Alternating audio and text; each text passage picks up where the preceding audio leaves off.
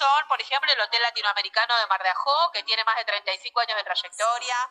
Tenemos el balneario Zen, que es un balneario exclusivo de Costa del Este, que es el mejor balneario de Costa del Este, nos acompaña.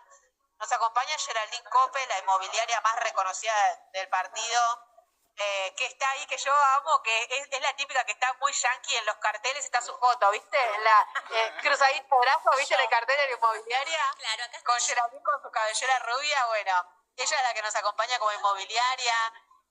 Y después tenemos, bueno, marcas de comerciantes más locales que también están ahí apostando a ver si de qué forma pueden, porque bueno, el sponsor es la cara visible, ¿no? Olvidate, Cada localidad va a tener un sponsor que lo represente, o dos o tres, y son la cara visible de nuestra aplicación. Bueno. Así que nada, la verdad es que estamos muy muchas contentos. gracias a ellos que confían en este proceso, ¿no? Porque esto es un proceso y uno necesita tener